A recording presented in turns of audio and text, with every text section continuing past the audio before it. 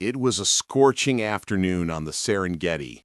The air shimmered with heat, the sun hung high in the endless blue sky, and a dry wind whistled through the tall yellow grass. Dust swirled lazily around the roots of old acacia trees, whose sparse shade was far from enough to cool the weary wildlife that wandered below. Across this parched savannah, a lioness and her small cub trudged slowly, their paws pressing into the brittle grass. The cub panted, its tongue lolling from its mouth as the relentless heat bore down. The mother's amber eyes scanned the horizon, desperate for shelter, anywhere to rest, if only for a few hours. Ahead, a giant granite boulder rose from the earth like a monument. Its massive surface cast a narrow strip of shade, a small relief in a land dominated by the sun. The lioness pressed forward, sniffing the edges of the rock, searching for a cooler place. She spotted a crevice, just wide enough that it seemed like a hiding place from the heat. Without hesitation, she lowered her head and tried to push inside, but as she forced her shoulders in, the jagged stone pinched against her neck. She pulled back, but the opening gripped her tightly. Her muscles strained, her claws scraped the dust, but nothing gave way. A thunderous roar erupted, shaking the air. It was not a roar of dominance, but of fear and pain. The sound carried across the plains, sending flocks of birds bursting into the sky. Her cub spun in circles around the rock, squealing with helpless cries.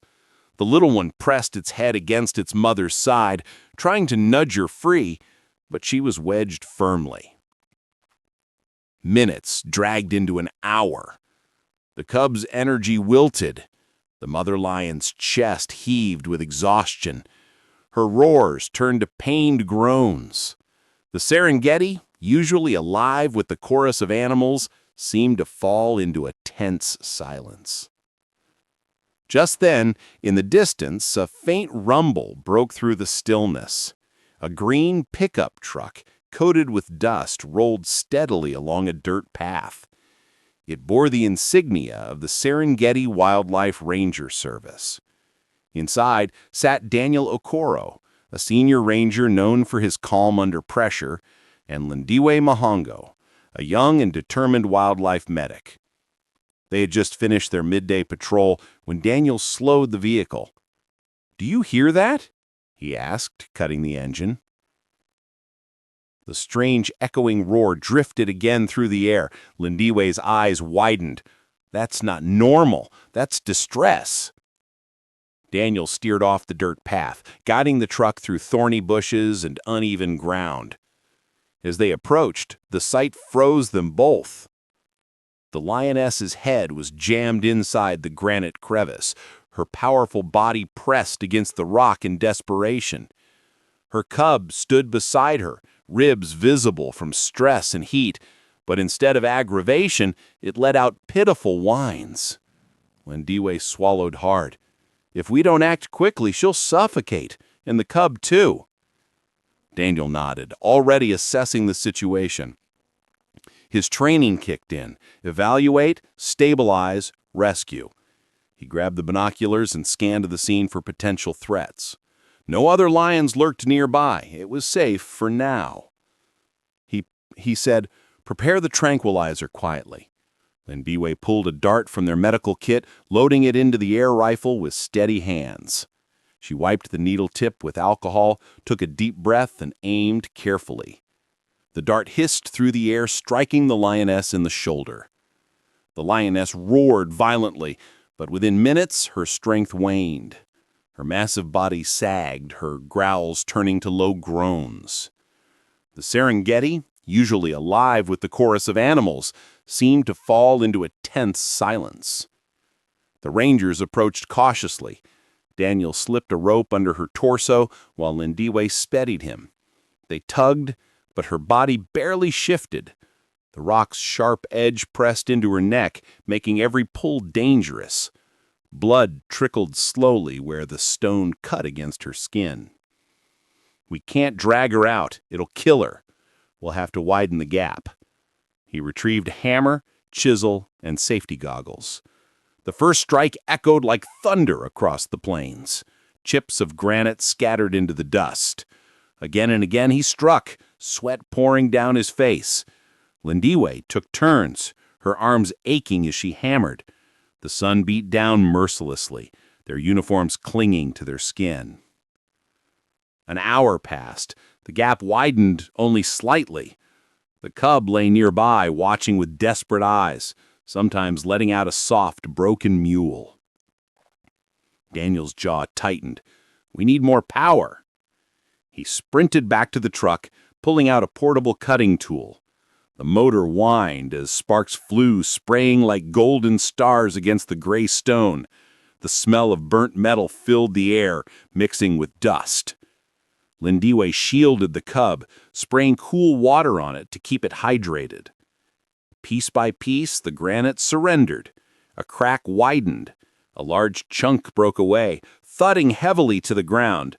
Finally, there was room to maneuver. Daniel knelt by the lioness, checking her wound. The cut bled, but it wasn't fatal. Lindiwe hurried to disinfect, wrapping gauze and bandages carefully around her neck. "Are you ready?" Daniel asked. Together, they pulled again, gently this time, guiding her body free. Inch by inch, she slid from the stone's grip. Then, with one final effort, she collapsed onto the ground, unconscious but alive. The cub bounded forward, pressing its head against her, purring anxiously. Daniel and Lindiwe worked quickly, cleaning, bandaging, and checking her breathing. They laid her head on a rolled cloth to ease the pressure on her neck. For long minutes they waited. The hot winds swept across the savannah.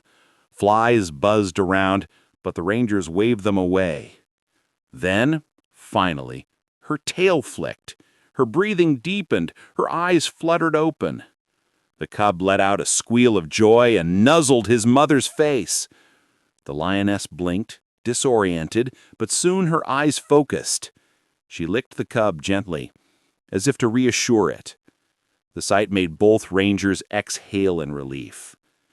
Daniel whispered, "She's going to make it." But the unbelievable part was yet to come. The lioness, still weak, tried to rise. She staggered, then managed to stand, her cub circling protectively around her. Instead of fleeing in fear, she turned her gaze towards Daniel and Lindiwe. Her amber eyes locked with theirs. For a long, haunting moment, the queen of the savannah simply stared, calm, unthreatening, almost grateful. Then, in an act neither ranger could forget, she lowered her head slightly, touching her cub's forehead with her nose. Together they made a low, soothing rumble, a sound of safety, of trust. As the sun dipped lower, casting long shadows across the grassland, the lioness took slow steps away from the rock. Her cub bounded beside her, glancing back at the rangers once more before disappearing into the golden horizon. Daniel stood frozen, goosebumps prickling his skin. "Did you see that?" Lindiwe waited, her eyes glistening. She thanked us." They packed their tools, leaving behind extra meat and water in case the lions returned. Before leaving, Daniel marked the GPS coordinates and set up a temporary camera trap to monitor the pride's health. Driving back, silence filled the truck. The rescue had drained their strength, but their hearts brimmed with something indescribable, the bond between human and beast, forged in a moment of desperation and compassion. That night, as the Serengeti cooled under a sky full of stars, the lioness rested with her cub by her side. The wound throbbed, but was healing. She groomed her little one, her amber eyes reflecting the starlight.